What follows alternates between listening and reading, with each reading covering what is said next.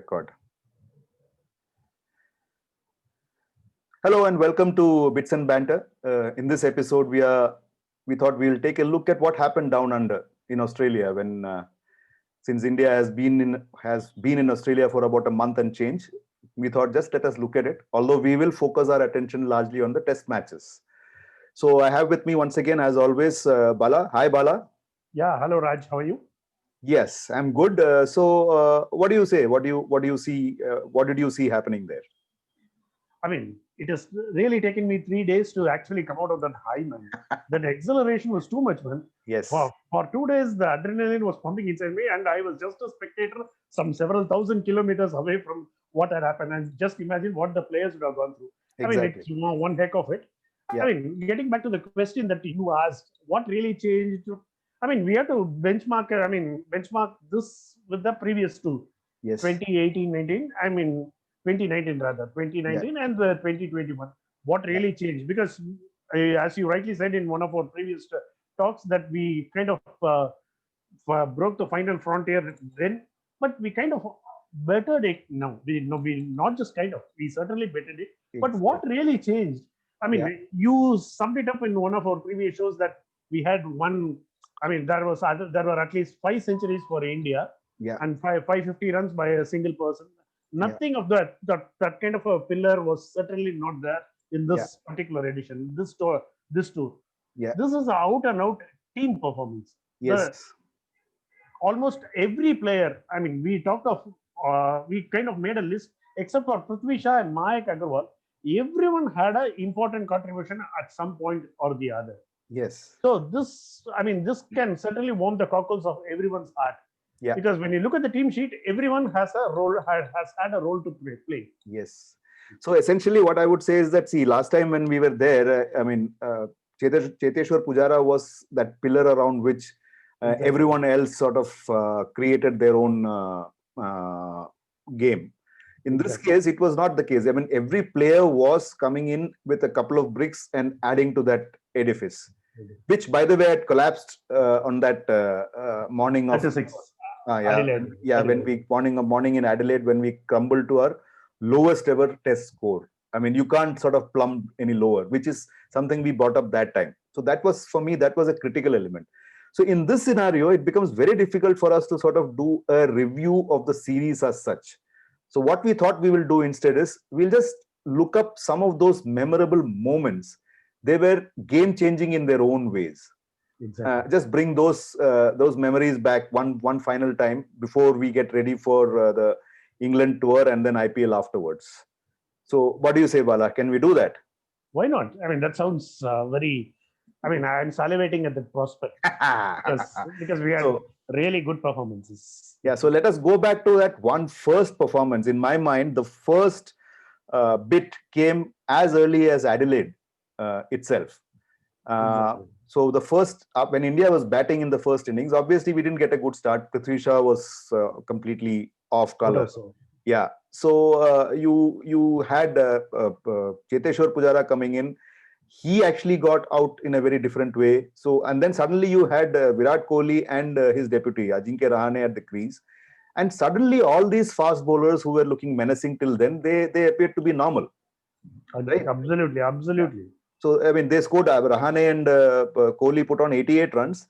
And then we all remember that soul down the river moment where, I mean, Rahane was looking sheepish and Kohli was furious, and then Rahane got out.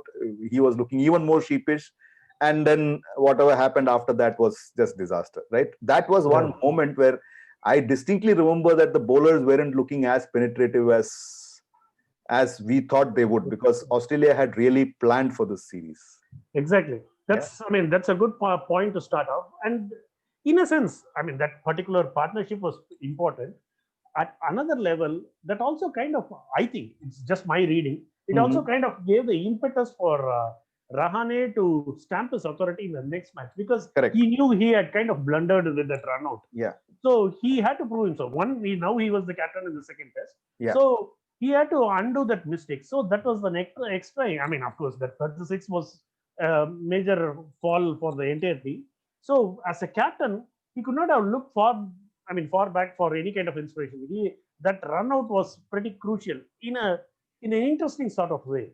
So Yeah. that was a good thing. See, Yeah. another thing in that first test, we'll go back to the first test, which was pretty much important for me, was Ashwin's bowling. Yeah. Because Ashwin came to Australia with a lot of question mark, because there was some stray talk about his effectiveness in foreign conditions, and he has had his first tour was not anything great, and the second tour, in the previous tour, he was also injury. He had a good tour, but he was also injury laden. So he had a few things to prove.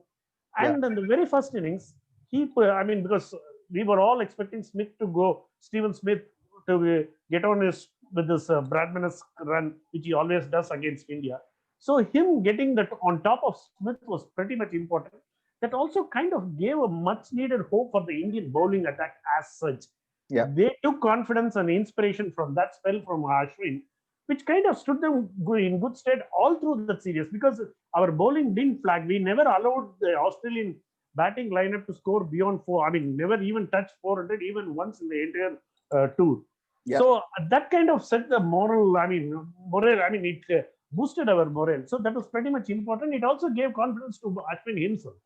Yeah. So for me, the key element was that, forget Ashwin. If you think about Indian spinners in the past, we always would sort of come back and say spinners, obviously they perform well in India, but they go out, they come into relevance in the second innings. Here was Ashwin bowling pretty much up front.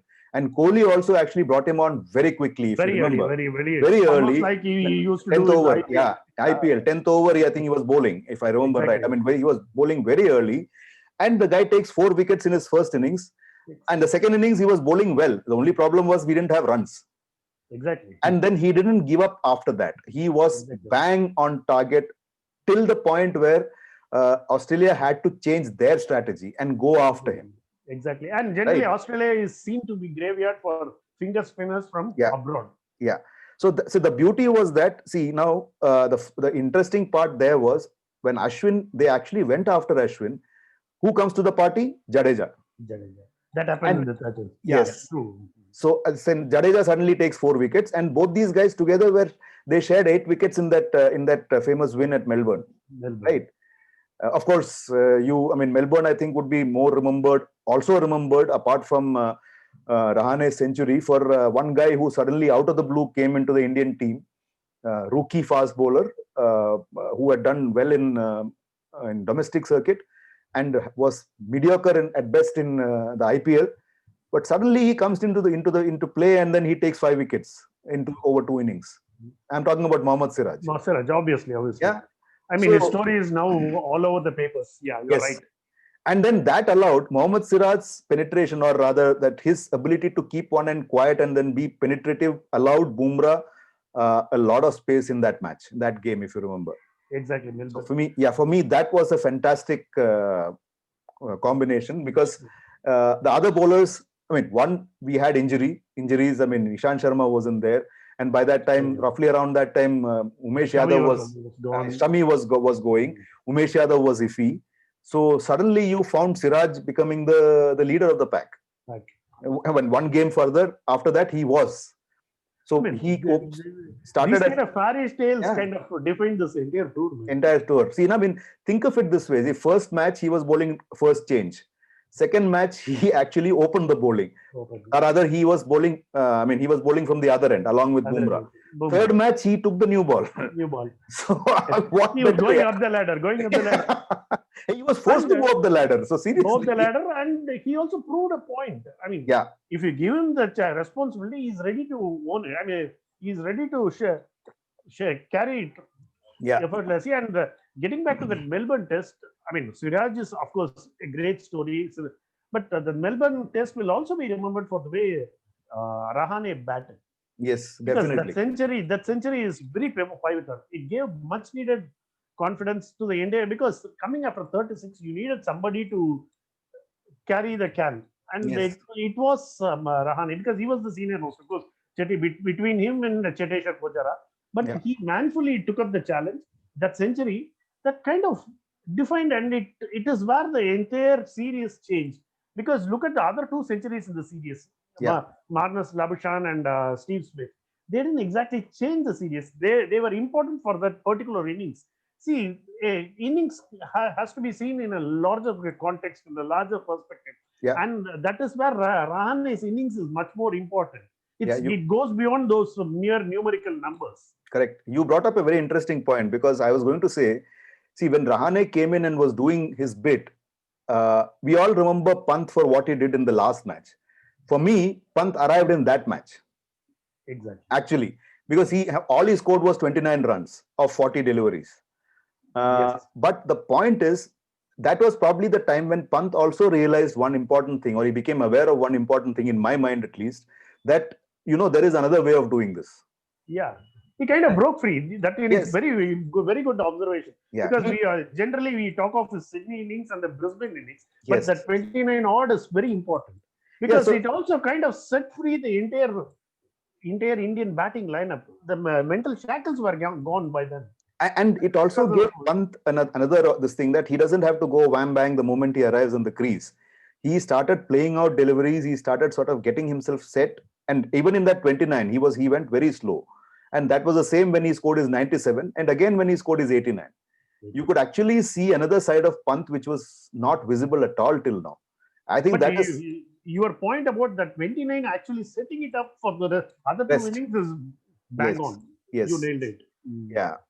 So I mean, so for me, that was, I think, these 3-4 per game.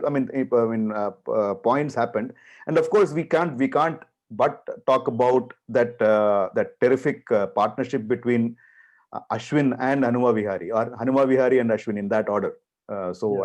I think you might want to sort of pick on that, because to me, whatever happened at the Gabba was preceded by that Heast, where they managed Exactly. to escape with a draw. I mean, that was a game where pretty much everyone had given up hope that okay, this Yeah, is it one we was are on going, that it's going. foundation that the GABA's, I mean, Yes, since you use the word edifies, I'll also pick on that because that was kind of the foundation. That was the bulwark. Because let's also face it, one wicket, either Ashwin or Vihari, if they had gone, because Jadeja was injured, Saini wasn't, Siraj was there, Saini was there. None of them are any great shakes with the bat. So that was the last bulwark against the Aussies. If you had given an inch for Aussies at that time, the scoreline of the entire series would be different. would The have kind been. of headlines that we would have had is totally different. Yeah, So, and come to think of it, Vihari was literally hamstrung, and yeah, this guy was not even able to stand up and stand straight. At least that's yes, what his wife was said. He couldn't even bend to tie his shoelaces. yeah, So, which is, despite yeah, overcoming their physical problems, they put up a show that is one for the ages, because correct. So that is all about let us put grace it in under pressure. perspective. Yeah, let us put it in perspective. They came together when India was 272 for 5 in 88 overs, and when they ended, they were 334 for 5 from 131 overs. So we are talking about how many overs? 88 to 131. 31 overs there plus, I Say don't know, around 10 12 overs, overs. 10, 11 overs here. Level. So, yeah. So we are talking about 40 plus overs they were together. 40 plus overs. That's not easy against the marauding Aussie, Aussie yeah, fast exactly. bowlers. Yeah. Yeah, exactly. And those 44 overs, in terms of runs and in terms of actual action, there wasn't anything happening on the field, but it was one of the most gripping sessions of cricket I ever witnessed. It was Yes. so interesting. I mean, that's where Test cricket actually reveals itself to us fans, because Correct. it was a real edge of the seat experience for me, because it was so thrilling. It is testing. I mean, it tests a lot of things in the player, right? I mean, it's not, see, test It's not cricket is just not about about, skills, yeah, not just just about about batting skills, and bowling. Yeah, it is testing your patience. It's testing your ability to character. withstand the worst that somebody can throw at you. So, I mean, it's also about your own inner strength, which says, okay, I mean, I'm hamstrung or I'm not able to bend, but I'll still will play.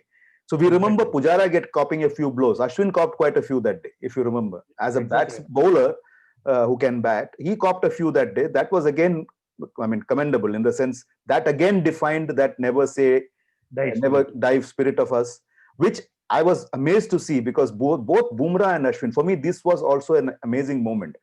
Bumrah and Ashwin, who didn't play in the fourth test match, they were on the ground every single day. All through, exactly. Yeah. To me, They that were was a available memorable moment. around the Yes. boundary Yes. for the young bowlers. Yeah. So Bumrah was with Siraj and Ashwin was with Washington Sundar. You could see that. And Natarajan, of course. Natarajan, who made his debut. That is the other dream story, I think. I mean, that we Fairy tale can. story. Yeah, fairy tale story that we can talk about. So and Natarajan again, he comes in and he takes 3 wickets in his first innings. First innings, he takes 3 wickets. And he did bowl his Yorkers. So there you go. See, Natarajan tail, obviously. But we must also credit the Indian think tank for having persisted with him. They could see that he was in form. So, see, a few players were let go. Some of the players were back. Somebody like Sanju Samson was sent back. But somebody those bowlers were retained. And that really made sense. And when you look at the scoreline, that had an important impact. Because you could fall back in Natarajan, you could fall back in Washington Sundar. So those things were important. And Natarajan, he also showed a lot of heart.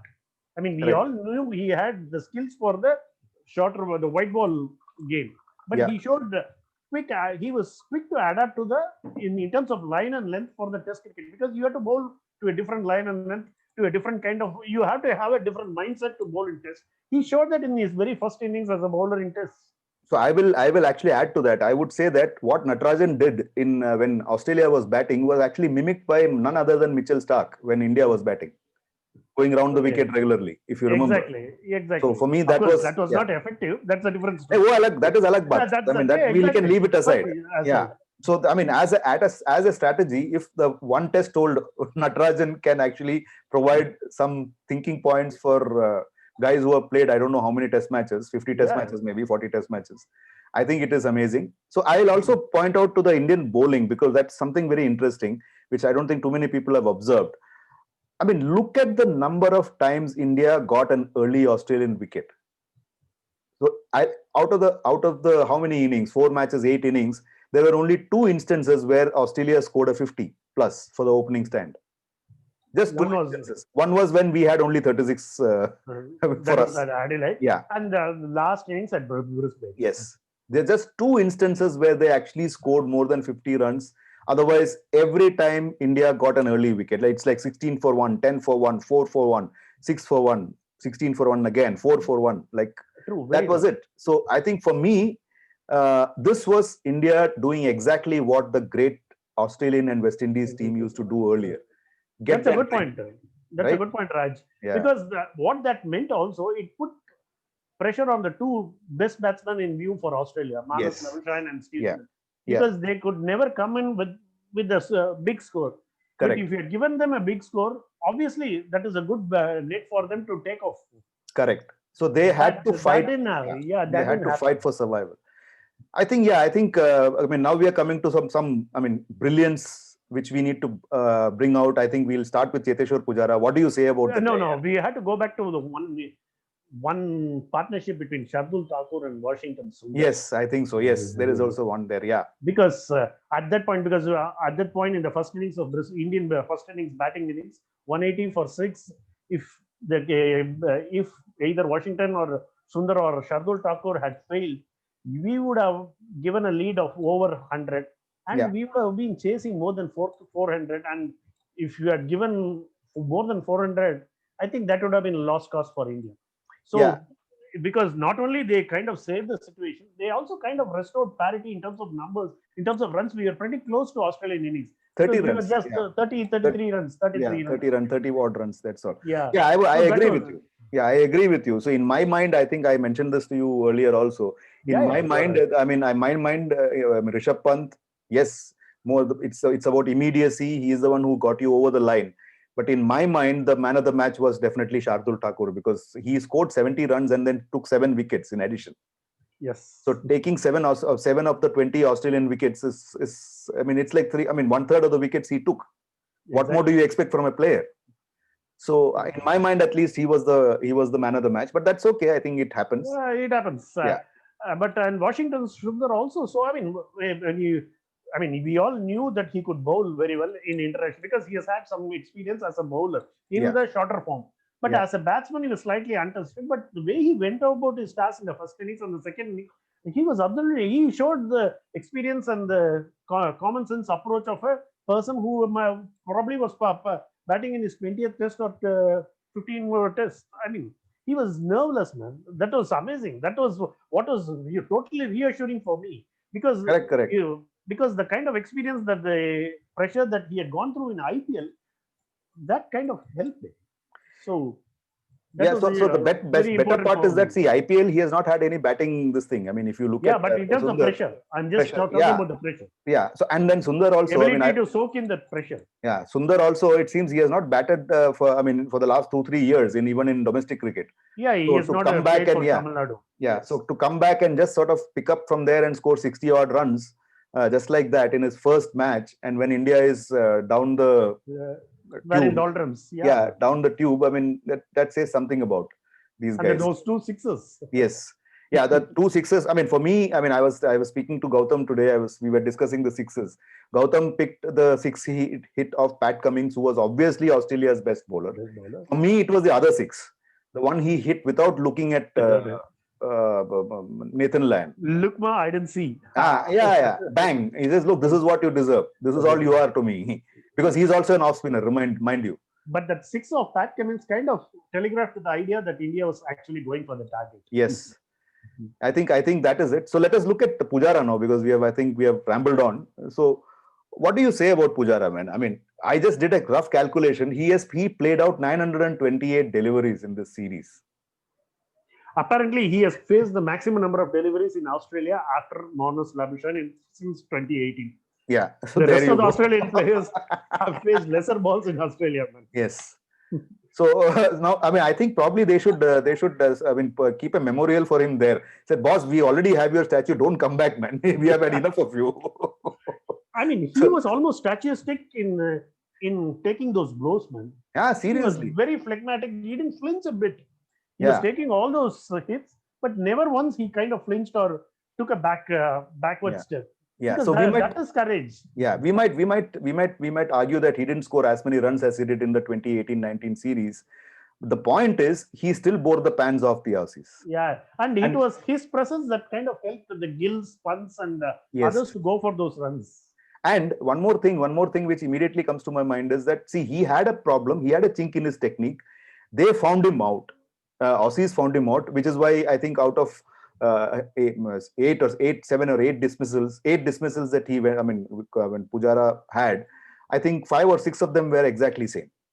Despite that, the guy stuck around there for 928 deliveries. I mean, that requires some special ability, man. I mean, it doesn't happen all the time. So for me, that was amazing. And maybe you want to take up what we think about the young gun. I mean, Shubman Gill. Yes. So over to you. Shubman Gill, he looked straight away. I mean, he clearly showed, he made his debut in the series as a test player, and he clearly showed that he belonged there. Especially we'll immediately talk about the last innings he played in Brisbane. There was absolutely no jitteriness or he was never wavery. He never showed an inkling of even an iota of nervousness when he went about it. I mean, those were important moments. Correct. Because in the previous Australian tours, an young Indian batsman coming into the team would have been easily overawed by the situation, by the bowling attack, by the amount of the words that you hear from the Aussie players, the general aggression that the Aussie players exude. That would have been too much for a young player from India. But this guy, I mean, forget about his skills. He showed he showed plenty of heart in taking all those things. He soaked that up. He showed that he was ready for that. And the way he went about it, he didn't hold himself back. As an opener, he even just the last over before lunch, he was going for his shots and pulling up those sixes. So I'll tell you what I liked. I mean, this is the first time I remember languidity in a right-handed batsman after the Azharuddins and the Marquards and all came and went. There's certain languidity about the fellow which really, it seems like he has a lot of time. Number one. Number two, in all his innings, he played 6 in all. He only had 1 single-digit score. Exactly. Yeah, and each of the other scores that he made were of some substance. It could have been more, obviously. Dil mange more. We always say that. But then the lowest score he made after his 7 in the first innings at Brisbane was 31. In the last innings of Sydney.